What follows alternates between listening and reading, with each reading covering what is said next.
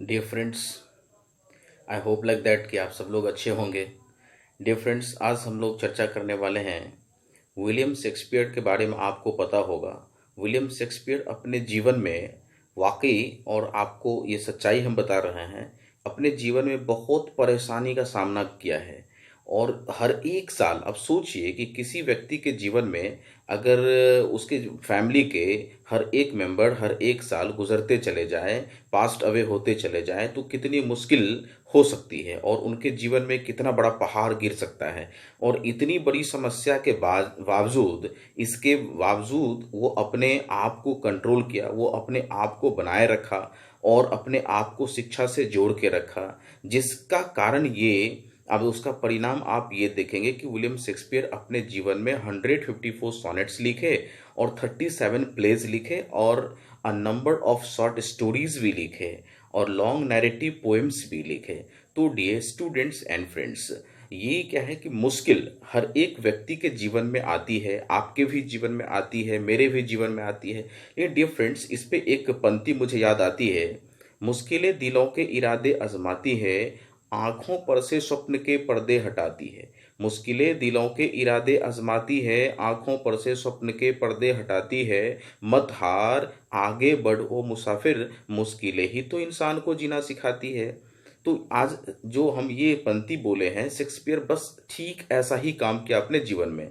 मुश्किल के बावजूद भी वो चलता रहा, वो कभी रुका नहीं, वो कभी ठहरा नहीं, जिसका परिणाम है कि हम आज विलियम शेक्सपियर के बारे में जानते हैं, उसके लिखे हुए थाउट को पढ़ते हैं, उसके लिखे हुए जीवन के हिस्ट्री को पढ़ते हैं। तो हम लोग आज जो पढ़ रहे हैं उनके बारे में जानने की जो जिज्ञासा है, और हर एक सिलेबस में, इंटरमीडिएट में, बीए ऑनर्स में, पोस्ट ग्रेजुएशन में, हर एक जगह विलियम शेक्सपियर के, अगर आपको इंग्लिश सीखनी है, अगर आप इंग्लिश के बारे में जानना चाहते हैं, तो विलियम शेक्सपियर को आप छोड़ नहीं सकते हैं। विलियम शेक्सपियर के बारे में आपको जानना पड़ेगा।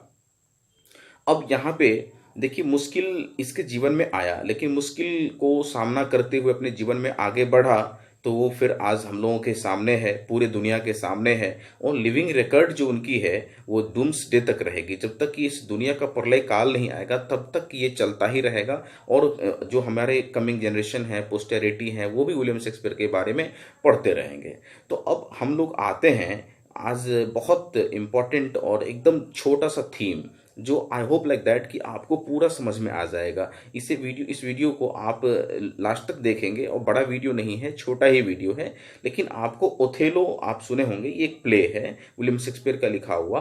तो ओथेलो को हम आज डील करने वाले हैं, वो भी बहुत कम शब्दों में, बहुत कम शब्दों में इसकी टोटल जो सारांश है, थीम है, वो आप तक पहुंचाना चाहते हैं। तो डियर फ्रेंड्स, आप बने रहेंगे और देखेंगे कि ओथेलो, और आपको पता है कि समाज में कुछ लोग ऐसे होते हैं कि दूसरों के बातों में आ जाते हैं। तो जो मूरिस टाइप के लोग हैं, फुलिश टाइप के लोग हैं, वो दूसरों के बातों में आ जाते हैं और वो सुने सुनाई बात पे विश्वास कर लेते हैं। तो इससे बड़ा हानि हो सकती है, नुकसान हो सकती है। आज इसी सामाजिक जो परिप्रेक्ष्य में आज आज इस ओथेलो से हम लोग सीख सकते हैं, बहुत लेसन हमारे जीवन में आ सकती है। और ऐसा ही इन्होंने इस बुक में, शेक्सपियर ने दिखाया है अपने इस प्ले में, कि कैसे दूसरे के बातों में आकर के अपनी ब्यूटीफुल वाइफ को उसने कत्ल कर दिया, हत्या कर दिया, मार दिया। तो आज दूसरे के बातों से नुकसान ही होता है, फायदा नहीं होता है। तो जिस बातों में आप खुद देखें ना, खुद आप समझे ना, तो उसको आप ना विश्वास करें, उस पर कदम ना उठाएं। तो आज हम देखेंगे ओथेलो। अब डील करते हैं Othello. Othello is the story of a brave Moorish commander in Cyprus who has a beautiful wife. अब ये कह रहा है कि ओथेलो जो है ना, is the story of a brave Moorish commander. ये एक मूर्ख, ये एक पुलिस कमांडर की स्टोरी है, जिसकी एक सुंदर पत्नी भी है, उसका नाम है Desdemona. Iago, an evil old soldier, has been Cassio raised in rank above him. अब देखिए, एक ही दरबार में दो सैनिक है, दो कमांडर है, तो एक की प्रतिष्ठा ऊपर हो रही है, दूसरे की नहीं हो रही है। उसके अंदर तो जलन आएगी, उसके अंदर तो परेशानियां आएगी। तो अब वो जलन के कारण क्या किया, and tries to make Othello believe that Cassio and Desdemona are lovers. और वो उस ओथेलो के मन में जहर भरना शुरू किया, उसके कान में जहर भरना शुरू किया और उसे यह बताया कि आपकी जो पत्नी है वो और कैसियो दोनों के बीच में एक प्रेमिका और प्रेमी का रिश्ता है। Othello too easily believes this and kills Desdemona. अब देखिए कितना बड़ा स्टेप लिया। अब वो बिना सोचे समझे, ओथेलो बिना सोचे समझे, बिना कुछ उस पे जाने डायरेक्ट स्टेप लिया और अपनी सुंदर पत्नी डेस्टिमोना को मार दिया। Some critics have said that Othello has no fatal weakness, but such questioning jealousy is great weakness if it comes from a mind too novel to doubt evil suggestions। अब इसमें ये कह रहे हैं कि देखिए ये एक कोई कमजोरी नहीं है, लेकिन ये एक फुलिश आइडिया है कि दूसरे के बातों में आकर के, और ये दूसरा कौन ऐसा जहर भरा, तो जेलसी यानी कि जलनशील के कारण और जलन के कारण वो ऐसा उसके दिमाग में भरा, और ऐसा भरने के बाद उसने ऐसा काम कर दिया, तो उसका काम भी बन गया और दूसरे के द्वारा भी हो गया। तो अब देखिए ये एक क्या है कि लोगों के बातों में आकर के बहक जाना। तो ये ओथेलो जो बुक है इसका सारांश इतना ही है डियर फ्रेंड्स। तो ओथेलो जो बुक है इसका आप, आई होप लाइक दैट कि आप समझ गए होंगे इसका जिस्ट क्या था, कि दूसरे के बातों में आकर के कोई ऐसा स्टेप ना लेना है।